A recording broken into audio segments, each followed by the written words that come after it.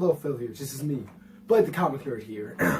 Today, I'm reviewing Guardians of the Galaxy Vol.2. And I like the movie. There was a lot of problems I did have with the movie, but I did enjoy it. I felt like some things fell really flat with this movie. I'm not gonna lie. But I still really enjoyed this movie. I really enjoyed this movie, just especially how colorful, because Marvel now just standard Iron Man, the Avengers, colors you think of is just red, yellow, silver now, just not that colorful anymore.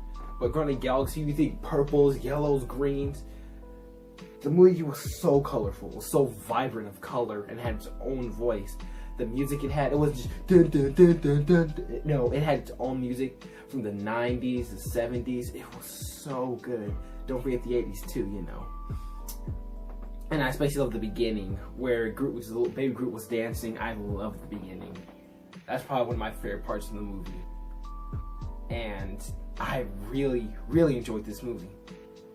There was a lot of problems I had with the movie, but it had some really, really good things that the first movie couldn't beat. Now, I'm still gonna agree the first movie is better than this one, but this is still a good movie. This is probably better than Thor: The Dark World, and this is a really good movie. There was a lot in the movie that you had to take in and breathe. There was a lot in this movie that you had to take in, but it was still a really, really good movie. I love Chris Pratt as Star-Lord again. Love Gamora. I love the whole group and the new characters added. Some of them did fall flat in a lot of characters. Baby Groot didn't get a lot of screen time. Now then, let's get on to the story and the characters. So, the story is basically about Star-Lord meeting his apparent father. Now, this story is mostly aimed towards Star-Lord and not most of the whole group. This is more of a solo story with the gang tagging along. I still think this is an interesting story. So basically, Star-Lord's dad is a Celestial, which if you don't know, was those giant dudes who had I was about to say Chaos Emeralds, the Infinity Stones. And for some reason, I don't know, but he can shapeshift, or Star-Lord's dad, Ego, can shapeshift, which he is also a living planet. With a brain. Well, technically a brain with a planet. But he's Celestial and is trying to show Star-Lord his powers too. But secretly, he put plants all over the earth while trying to repopulate and make more of Celestials like him, which Star-Lord was one, and trying to become one with the universe. Which basically he was trying to reform every single planet with this weird plant thing that he made. That's kind of weird, but still. Now, I thought it was an interesting concept for a story, especially Star-Lord's dad, since he's kind of villainous sometimes, but in the comics, he's mostly a good person, and it's not Ego, but it's kind of a mix of two characters, basically. Now, I still think it's an interesting concept.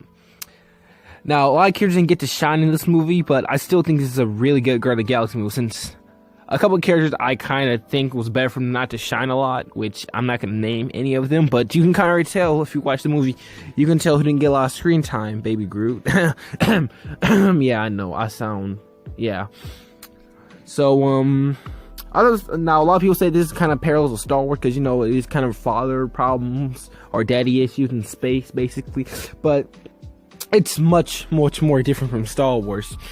Now, I understand that his dad turned to be evil is kind of related to Star Wars, but that's kind of the only difference. But, you know, his daddy issues in space, which that's what Star Wars is. Just change Star Wars to Daddy Issues in Space. I would watch it. Now then, let's get to the characters. And some characters I was disappointed in. Not gonna name any, but you already know what I'm talking about. Now, the next character, well, this is the first character, is the cheeky Chris Pratt. Chris Pratt, I think, was really good in this movie.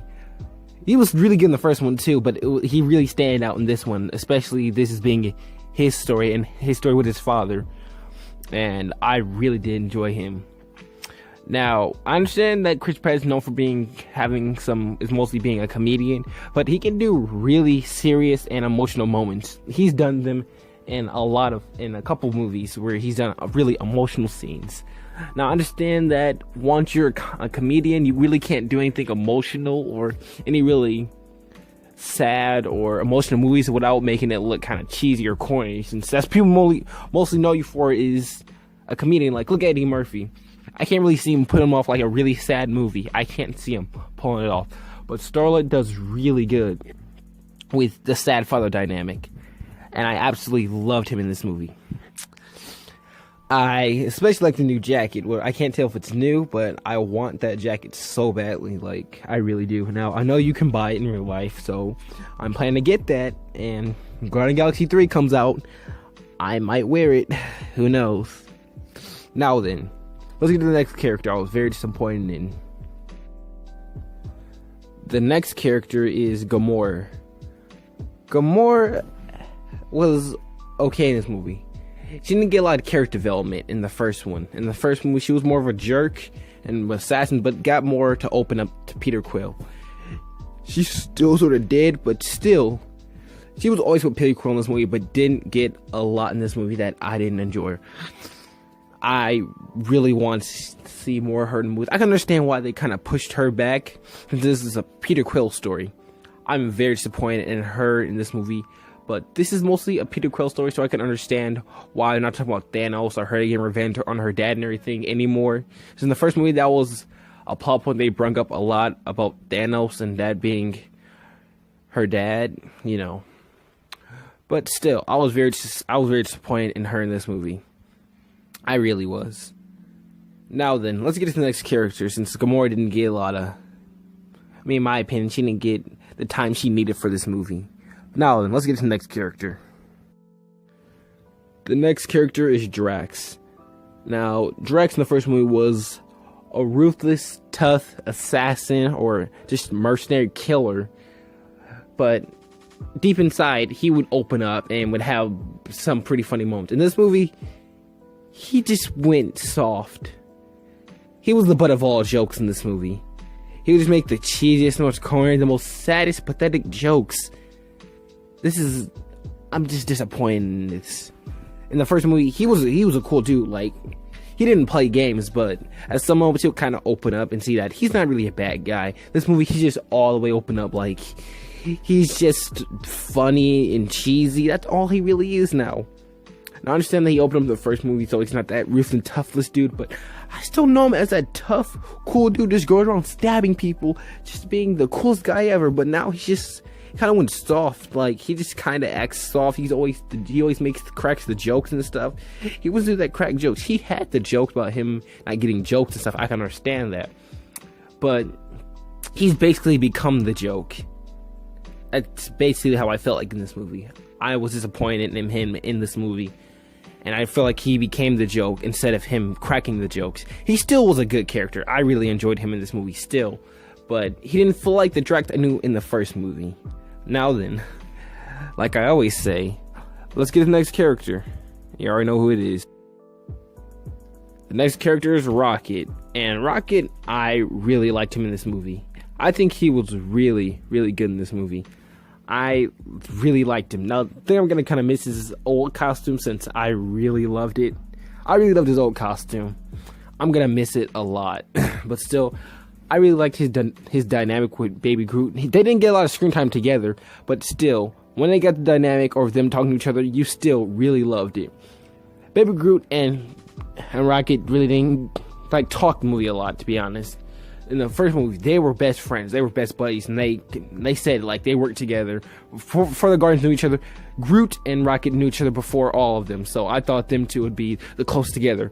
To be honest, they really weren't in this movie. I can sort of understand why, since they're all cool with each other now, but I would expect that they had the closest bond with each other. Now, still, Rocket was really good in this movie. I especially love his comparison with Yondu, which was really, really, really good. But I love that seem to call him a trash panda, and I want to see more of him. I really want to see more of his backstory explained, since they hinted towards it in the first movie, which that weird thing on his back. But I want to see more of his story explained. Now then, let's get the next character. Now then, Baby Groot in this movie is probably the biggest problem in this movie. Now, to be honest, he didn't get a lot of screen time. He was barely in this movie. In all the commercials and everything, he was the main spotlight in all the commercials. He really was. But in here, he barely got any screen time. He was mostly there dancing or just maybe at best, maybe sitting in the background doing something stupid. But to be honest, I had no problem with this. I feel like they had him more in the movie. It would have got annoying and stupid very quickly. I'm glad that he was in the background character, since he's not that powerful. He's not the powerful Groot that we know in the first movie. But still, I really did like him. He was cute for a tree, I guess. Now, I didn't think he was that cute, but I'm kind of glad he had the back seat in this movie. I can understand why, since if they did, the movie would have got cluttered up and it would have been kind of worse. It would have kind of got pretty crowded and been pretty bad. And I'm kind of glad that they don't have that. Now then, like I always say, let's get to the next character. Now this is a character I feel like that who really grew on me was Yondu. Yondu was really, really well done in this movie. I understand that he was more portrayed as a villain in the first movie, but still, he was so well done and had more screen time than Baby Groot in this movie. I especially understand his death. I understand he wasn't that good, or he wasn't portrayed that good in the first movie, but in this movie, I absolutely loved him, and I just love this dude, especially him. Rocket and Groot were just awesome. I really love Yondu, and that era was sweet. Now, I especially love his death and that quote he says, "He may be your father, but I'm your daddy." Now that is so sweet, and he's really just one of the sweetest characters. And he's just sweet, Star-Lord. Like, everyone thinks of him as just this really tough dude, but actually he's just sweet. He's just really sweet, and he's kind of a tough dude. He's a tough dude, but really at heart, he really loves Star-Lord. Like, he actually does. Star-Lord's actual dad doesn't love him, but this dude actually loves Star-Lord. Like, he actually loves him like a father. And this is why I really appreciate him. And his death was even more sadder. Now, at the end, I kind of expected that he was going to get sucked back in or something, and, like they had with Gamora and Star-Lord, like they were going to save him at the end, but I'm so happy they didn't. And when all his friends came by, shooting the fireworks and stuff, and that song, Father and Son, oh my gosh, that was probably one of the best scenes in the movie. That was so good, and I absolutely loved it. I can't say how good that scene was, but it was so well done, and I loved it. All the ships shooting fireworks and start listening to the song. And he's just sitting there looking at his team like, yep, we saw the galaxy a second time. That was so good, and I'm so happy that was awesome. That scene was so sad. It was so depressing to me. It was just miserable. But still, I really love Yondu. I really loved him, and I know that the director's brother, who played whatever the dude's name is, I'll get to him later, took over the mantle or took the helmet of Yondu, which in the comics, that's how his original helmet looks like. We'll get to how Yondu, we'll get to, the original Guardians later. I'm gonna explain the Easter eggs too, so yeah. Now, this is a character I have mixed feelings with. Kind of both the good and the bad. Mantis was okay to me. Besides her being very awkward, is something I kind of felt was kind of... I can understand why. But the Guardians are really kind of... The Guardians were kind of tired with her. She just felt kind of annoying, was kind of in the way. I still liked her, but I just felt like she really got in the way of all the characters. I understand why I didn't make her green, because, they say technically Drax is gray, not green. But I still really liked it. And I just kind of hated how big her eyes were and how awkward she was. Kind of got annoying, and the joke wasn't that funny to me anymore. I still really liked her. I still really did like her, but that little joke, she's just really awkward, was annoying, and she was kind of the butt of the jokes. I can understand that she's the butt of the jokes and she's really awkward and not Drax. That's something I actually really enjoyed, but making Drax the butt of the jokes, no, Drax is the dude. Making her the butt of the jokes is, you can understand why. She's so awkward, and I hate the big eyes, and the little antennas kind of bother me though, but still, I think she was really good in this movie. I liked her costume, and she's technically a pet, so I kind of understand why she was awkward and everything. But I still had a problem with her, but I still really enjoyed her. Now then, like I always say, I'm not going to say, you can already guess what I'm going to say. You can already guess, so let's just do it. Now, there are already a whole bunch of Guardians. Like, the first one was already kind of crowded. But this is way too much. I feel like this is way too much. I feel like this got the Suicide Squad, which so many characters don't get enough screen time.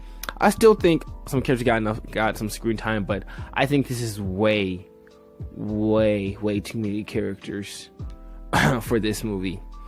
Nova, whatever her name is, I liked her. She was okay. I thought she was alright. I liked her for who she is. She's still a really good character, and I enjoyed her. I really did. Now, I liked her dynamic with Gamora, which I'm pretty sure that Gamora and her had basically the exact same time or screen time. Like, if you exact how many time they had on screen, I'm pretty sure they both had the exact same time, since the only time you'll see Gamora, you'd probably see her on the screen too. And she was good. I didn't like how she kind of, was kind of tried to join the Guardians, was kind of help them. I want her to sort of be evil and still try to kill them. It just made, there were kind of already two villains, but I think three. Yeah, I know. As I say that, it was gonna be crowded. I think just kind of maybe having her as an Easter egg or something in this movie would have been better. Besides having her in this, I think it'd have been too much because it's kind of already crowded. Now then, like I always say, let's get to the next character. So then, now we're getting to Star-Lord's dad. Which Star-Lord's dad was, I think, a really unexpected villain, especially by who he's played by. Which, for some reason, there's a lot of reference to David Hasselhoff. I don't know why, but there's a lot of reference of him looking like David Hasselhoff when he was younger, and his dad basically being David Hasselhoff. Which, I'm just gonna say this, you may as well just make him David Hasselhoff then. Which, he was David Hasselhoff, because he's a shapeshifter, so he can be whoever you want. He was David Hasselhoff in one part of the movie. But still, I think this was a really good villain, besides Aisha, which I'll get to her too. She was still a really good villain. But this dude was the standout villain. Him being celestial and having all these CGI effects was so creepy, especially him just having no skin, just being a flesh dude, with just being a skeleton, trying to control Star-Lord was so creepy but also amazing. And I enjoyed every single bit of it, of him being on screen. Now, first I'm like, oh, he's sweet, but once you really find out who he is, it gets scary. Really scary about who he actually is. Which, if you don't know, he's actually the guy who gave Star-Lord's mom the cancer. And when he heard that, Star-Lord broke out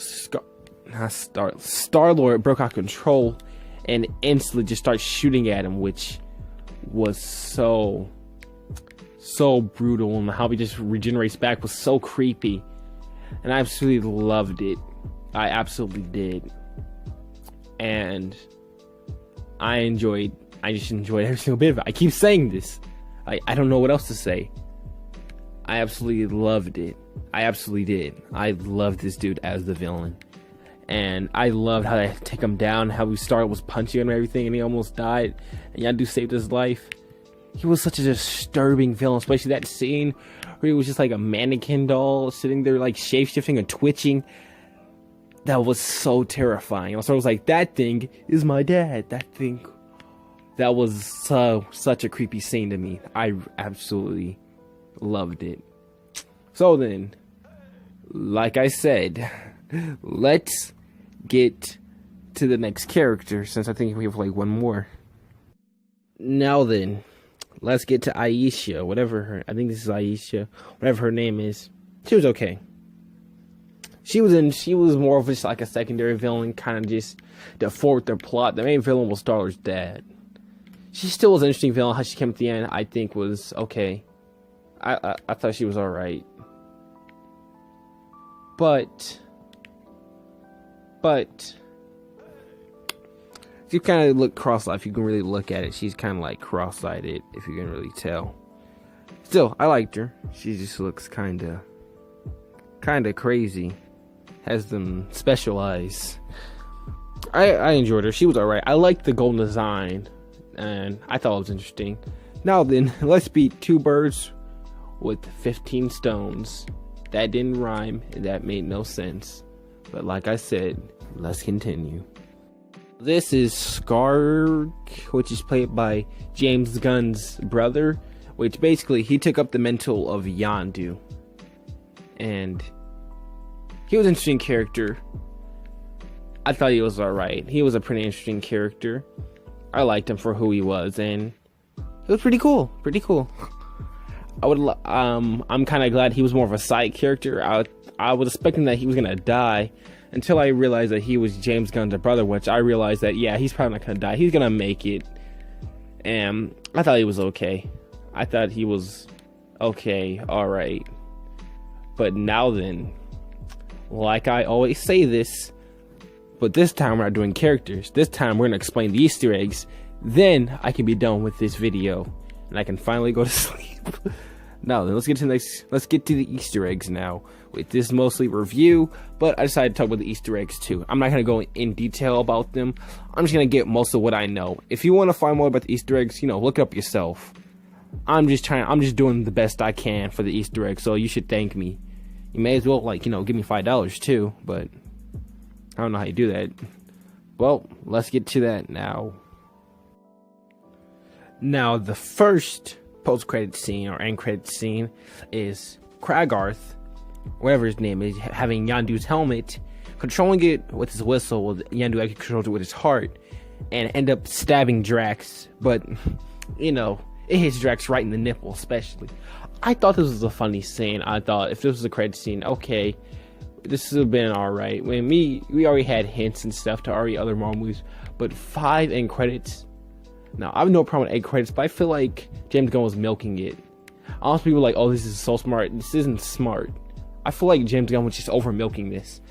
I just think this was just kind of the worst thing to do with end credits. Just over milking it. I just think you have like little clips or bloopers and stuff, but having this and calling them end credit scenes kind of just made end credit scenes feel like nothing else. Because when you first had the increase, like in Iron Man 2 or 1, with the Avengers, remember when Nick Fury said about the Avengers protocol? That end credit scene was such a secret until you found out about it. That was so amazing. But now everyone can just find out which end credit scene it is, and this was so bothering to me. Just 5 end credit scenes. I really hated this. Now then, like we always say, let's get to the next end credit scene, which is probably the best one in my opinion. Now, the second end credit scene is Sylvester Stallone, who is Starhawk, which is one of the original Guardians of the Galaxy, who's a time traveler and stuff. I'm not going to get into it. Reforming the old Ravner group, which they don't call them the original Guardians of the Galaxy in here, but they're kind of hitting towards that. That's the original Guardian. That's the original Guardians. I'm just gonna call it the Guardians. Now the original Guardians were him, Andromedon, which I think that's what his name is, which is played by Miley Cyrus of all people. He was an alternate version of the Vision, which is weird, but surprisingly played by Miley Cyrus in that weird talking helmet with the green eyes. And also you have that black dude who was Charlie 27 or 37, which I had no problem with him. Now, I knew who he was before this, but I didn't know he was one of the original Guardians. That crystal dude and that weird red snake thing. Now, if you don't know, in the comics, he's one of Doctor Strange's apprentices in the comics. But in this movie, he's probably gonna be like something else different. But I'm surprised they did this. And if you don't know, Yondu is one of the original Guardians. In this movie, pretty sure he probably was, but they didn't call him Guardians in this. Maybe he was, but in this, he probably was something else. Since, because they can't. Those technically the original Guardians in the thing. So basically, I guess they would call something else, but I guess maybe they're gonna call themselves the Guardians of the Galaxy too, I guess. I don't know. Now then, let's get to the next end credit scene. I got like 3 more left.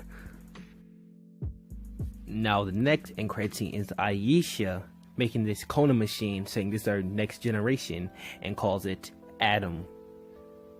This is a reference to Adam Warlock, so apparently she's going to create Adam Warlock in the next movie, which this is Adam Warlock. This is how he looks in the comics, and he is very important to a lot of Thanos comics and defeating Thanos. Now, I thought this would be the one end credit scene. I had no problem with it, but there's so many of them. I'm kind of mad that this isn't just one end credit scene, and if it was just this, I would have been happy with it. So then, like I say, let's get to the next goddamn end credit scene. I apologize for the blurriness, but this is all I got. So the next end credit scene is a teenage Groot having vines all in his room and Star-Lord acting like a parent. And this is kind of funny. I thought all these come like a DVD special, to be honest. Maybe having like on the bloopers or DVDs. If you had that on there, I would have no problem with all of these. But since there's like 5 of them, these aren't really special to me anymore. I thought this was funny, and this was okay. But he's just on his phone and stuff, like, kind of making a reference to teenagers these days, which if you don't know, I'm a teenager too, and I can be honest, I'm on my phone a lot. Now then, you already know the final one. Now then, finally, the last end credit scene is the Watchers talking to Stan Lee. Now, this is already in one scene where Rocket, Yondu, and Groot are boom tubing, and you get a glimpse of them talking to Stan Lee in an astronaut suit, which they don't confirm that he is a Watcher, but he's talking to them, which that's him right there talking with the Watchers, and I like how big their heads are. Now, this was an incredible scene. I would like this like in a DVD special. I'm still really disappointed that these aren't like a DVD special. They don't really have any special or talent to me anymore, and now I'm just kind of disappointed in that. But still, this is probably my second favorite one besides the Adam one. The second one was this. The third one was the New Guardians. Fourth one probably the Groot one, and the fifth one probably was the dude stabbing Yondu. The dude not stabbing Yondu, Drax with the arrow. Now then, Guardians of the Galaxy 2 is a really good movie. Love the color, and the vibrant was amazing. Is it better than the first one? Not at all.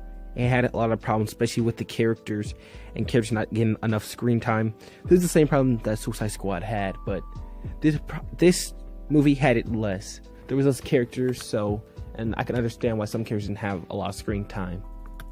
I can understand with some of them. Suicide Squad had this problem like to the max. This still was a really, really good movie, and I would suggest that you need to watch it. I loved the comedy. Was really, really, really done, and just really done well. Now then, I hope you guys enjoyed this video. I am trying to change some editing software, so I might not do this on my phone anymore. So I'm trying to change up a lot of stuff for my videos. I understand that you guys are tired of this. I understand some of you like this, but I really want to change my content since I know I can do better besides just doing this. And I hope you guys enjoyed this video. Like, comment, subscribe, and as always, I will see you guys in the next video. Bye bye.